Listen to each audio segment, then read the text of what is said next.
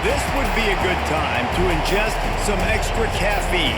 Late night adventures on the gridiron, and we all know anything can happen when you kick off after dark. Welcome to College Station, Texas, Kyle Field, home of the 12th man and the Texas A&M Aggies. As we'll see a squad from the SEC, the LSU Tigers, taking on the 8th-ranked team in the land, the Texas A&M Aggies. For EA Sports College Football, Reese Davis with you alongside David Pollack and Jesse Palmer. And guys, can't wait to get this one started.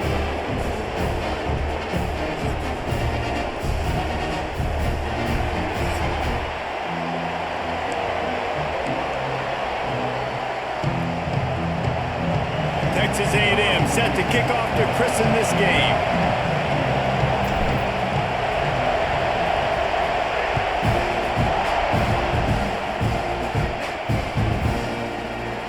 It'll be a touchback. The ball will come out to the 25-yard line. The Tigers' offense is on the field for the first time today. There are always butterflies to start a game, but when you have a rivalry like this, the adrenaline is pumping on overdrive, guys.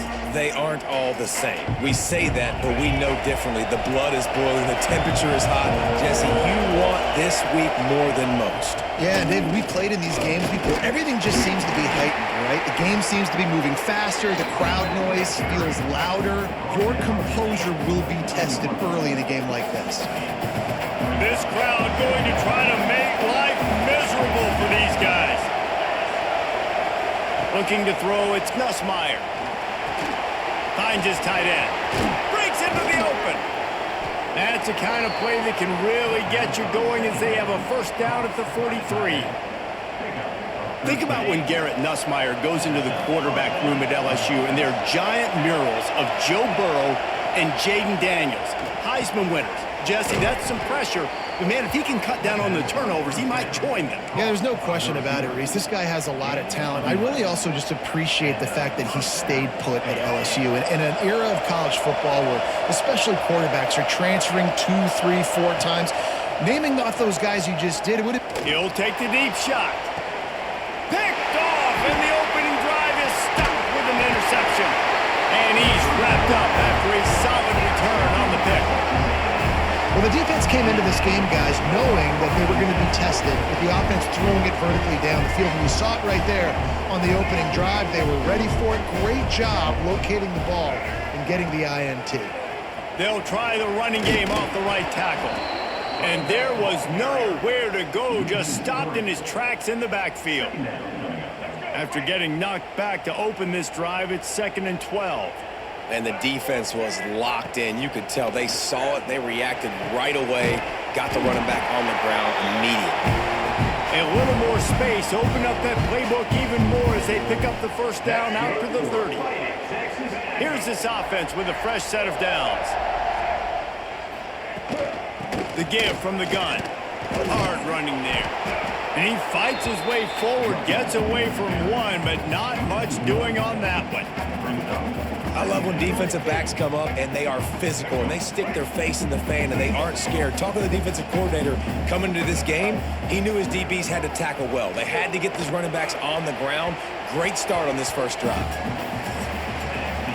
It has been all defense all the time in the early going as we wrap up the first quarter, and the stats certainly reflect that.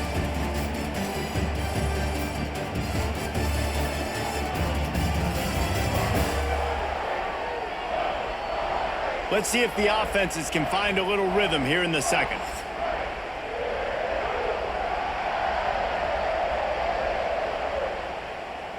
So they had a chance to talk over this third down play to open the period.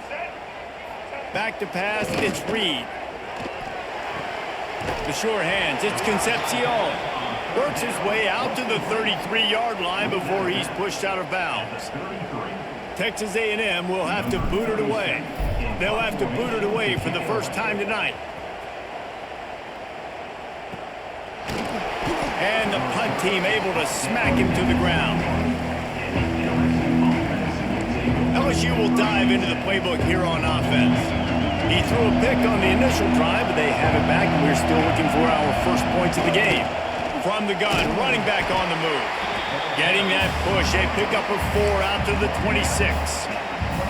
And those body blows really, really matter. Like, I want to be able to hand the ball off to my running back 10, 15 times a game. Make the defense tackle them, wear them out. Sometimes these 3 to 4 yard runs, later in football games, they turn into 5 to 15 to 20-yard gains just because of the body blow effect. And it's a first down. They'll mark it at the 44.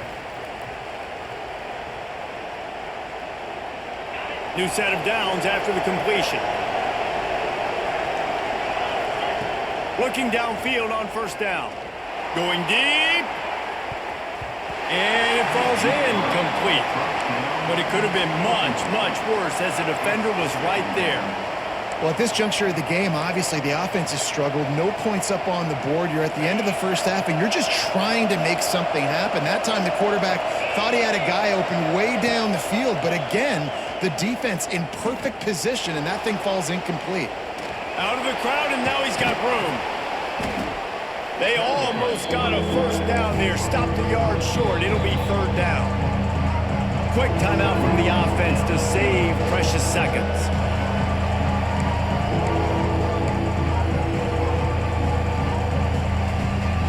The 12th man more than standing at the ready. They are bringing the heat on third down.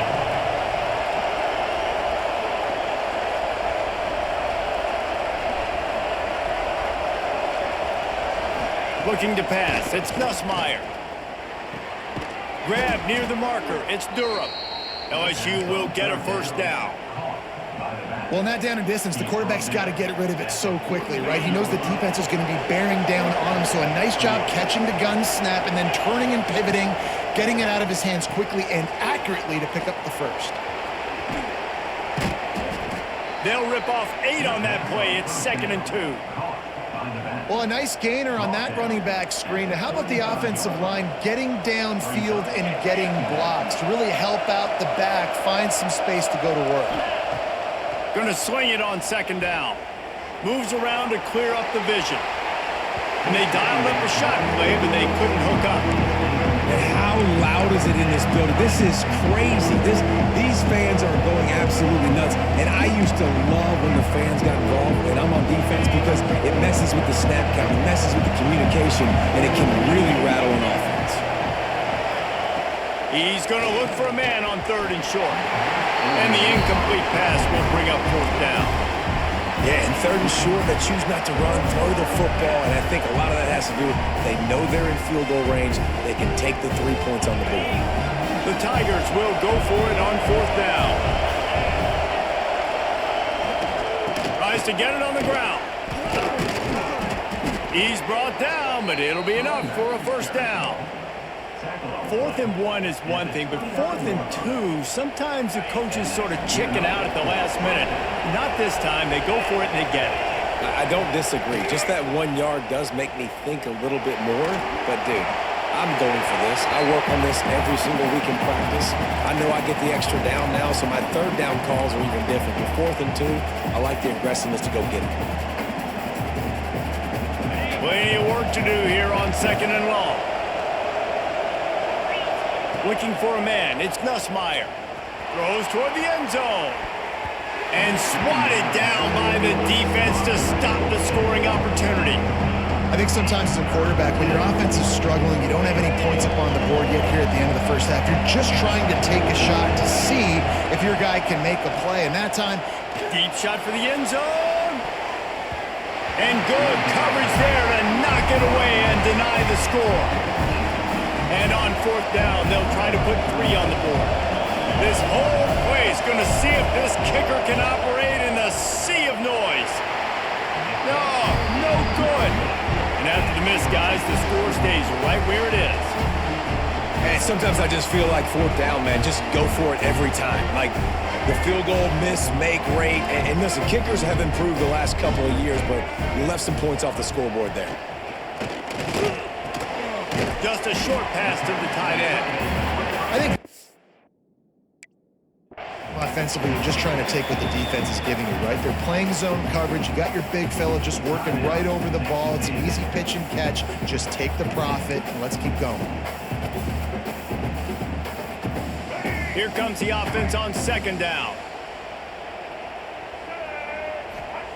Looking to fire. Unloads to the right. Working the middle. Good pickup there as he gets the first down, and they'll mark him at the 48. Nice completion here to this wide receiver, and you're going to see this receiver line up in different spots all over the field all game long. Defense has got to keep their eye on where this guy is because they know he's a big part of this offense's success. We played 2 quarters here. Time to go to Kevin Connors in our halftime update. Guys, rivalry games always bring out a ton of emotions, and they were on full display in that first half. And it's been a hard-fought battle today. 2 teams out there playing ball and treating this crowd to a memorable first half. Seems to me, and I know I'm going to sound like a coach here, the team that limits turnovers and strings together productive drives is going to be the one celebrating a well-earned victory today. That said, let's get back to the field and our guys in the booth to see who comes out on top of this rivalry contest.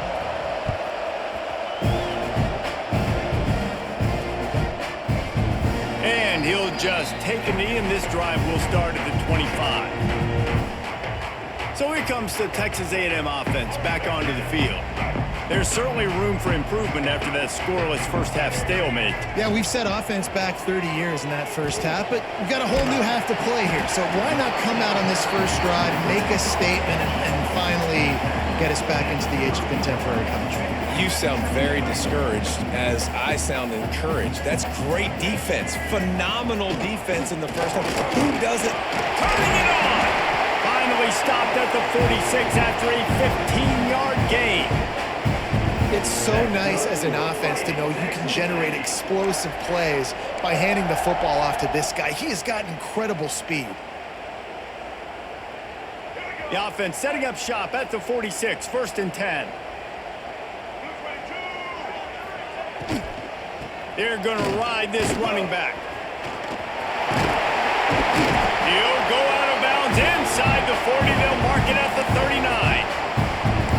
The interesting thing about these RPOs is it takes a lot of communication. You know, the quarterback sticks it in the belly of the running back, and the running back doesn't know if he's going to take it or not. And you could tell, took the football, got north-south, got upfield, got a great positive gain and a positive play for this offense. Oh, it's picked off. Oh, that's not the way to start a drive. Looking for more room. You know, I like the decision by the quarterback in terms of where he was going with the ball. Just don't like the accuracy. That was not good location on the throw. Away from him a little bit. The defense able to come up with a big pick. They'll snap it from the 37 for the first play of this drive.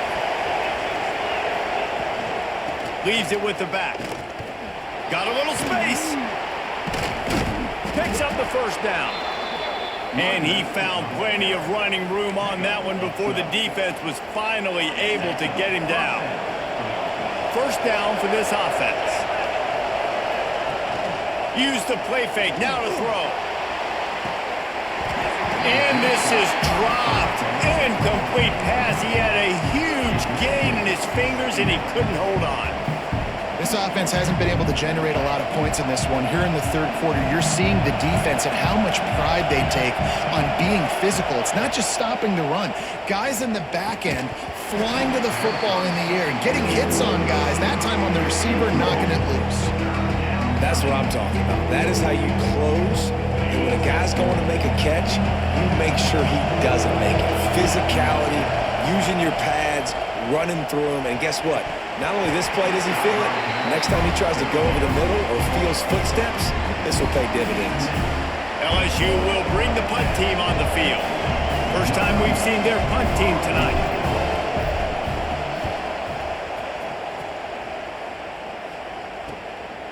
Just needs a crack to get a return.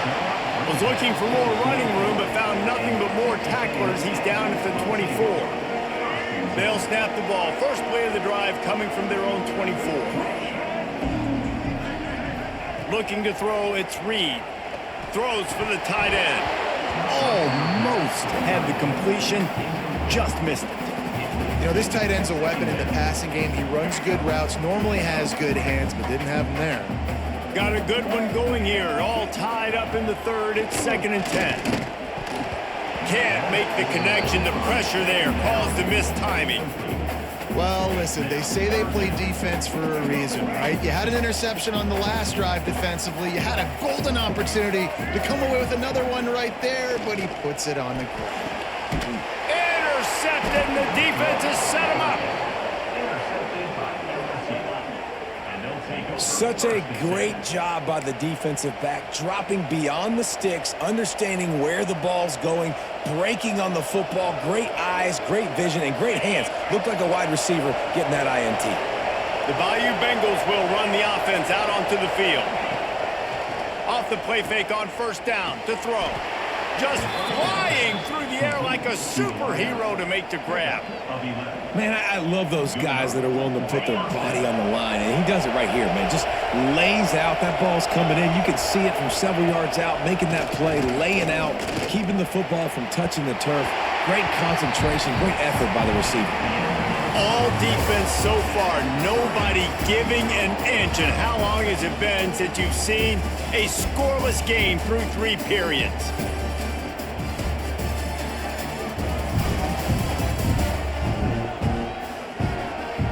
This game has the look of one that if anybody can put any type of score on the board, they'll probably go home with a W as we start the 4th quarter.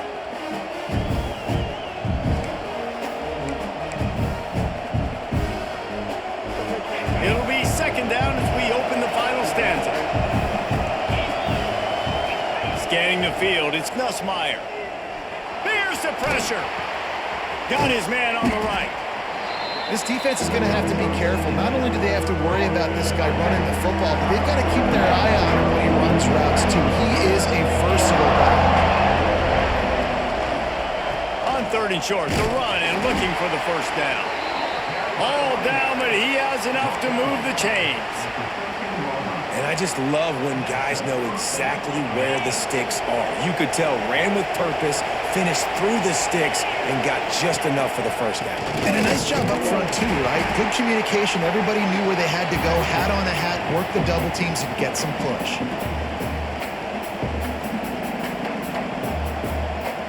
Going to work in the red zone, they can't pick up the first down without getting it into the end zone. Second down, he'll throw it. Throws to the wideout. Soft spot in the middle. Crisp execution in the passing game, and they've got it down to the 3. Well, they'd love to move the sticks here and take a shot at it on 1st and goal. They'll try to drive ahead on 3rd and short. Touchdown, Tigers! And they grab the advantage, taking the lead here in the 4th. Love the play call, love the execution. Late in the game with less than 2 minutes to go, they now take a touchdown lead and put so much pressure on the opposition in a 2-minute situation. Setting up for the extra point after the first score of the game. The extra point is good, and now in the 4th, they're up by a touchdown and an extra point. So they take advantage of good starting field position, move the ball 35 yards, and close the deal with a 3-yard touchdown run.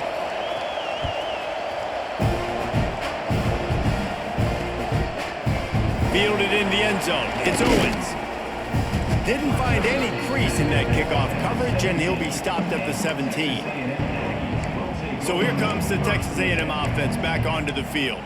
This is everything you could hope for in a rivalry game like this. Close game, waning moments, history waiting to be made, guys. And it's moments like this why you come and play for these two schools, right? To play in a game like this, in a rivalry like this, in a situation, David, game on the line late, who's going to take it? And you know when you make this play, you're immortalized. With this kind of rivalry, these are the highlights they'll be showing for years. Everybody will be like, I remember when so-and-so made that play against our biggest rival to seal the deal. That's the type of explosive play you love to start a drive with. First down from the... And the pressure will get there. The sack. Down he goes in the waning moments. That could be a costly play. And it just doesn't get more dominant than that. One-on-one, me versus you, and there's nothing you can do about it, David. I know that's something you know a lot about based on your time at Georgia. Man, fly off the edge, beat the man as quick as you can. There's so many things that have to go right for you to get a sack. The ball has to be coming out a little bit later. But you know what? When you win that fast and that clean off the line of scrimmage, that is how it's done at the highest level for that defensive end. Here's a throw downfield late. And they can't hook up on the big play, and that brings up a 4th down. But talking to the coaching staff coming into tonight, they thought they had to have success throwing the football if they were going to win this game. And one of the biggest reasons why I'd say they're losing right now is because this guy... And he throws another interception, his 3rd one of the night. And that is a backbreaker. It's 4th down, though. Listen, you got to throw the football. You got to try to make a play. But the defense came up big in a big moment. To the ground with the back. What a good job to be able to pick up that kind of yardage when you're trying to finish off the game. Well, he was able to gash him on that play. You just give this guy 1 inch, one little crease. He puts his foot in the ground. He gets north fast. The offense just wants to run out the clock in this half. The D still has a couple of timeouts if they want to use them. Guys, this is a type of signature win that can set the tone for the future of a program. And this is the crazy thing about college football with 18 to 22-year-olds. On any given day, anything can happen. And, David, you got to give this team so much credit. They played with their hair on fire and got a tremendous win. And to keep the belief, like, to understand, like, I've got a chance to come in and win this game and not just give us lip service. They told us this could happen throughout the week, but they believed. Even when it got a little difficult, got a little up in the air, they kept fighting, they kept believing, and they get the huge win. That's going to do it from here. For David Pollack and Jesse Palmer, I'm Reese Davis, and you've been watching another presentation of EA Sports College Football.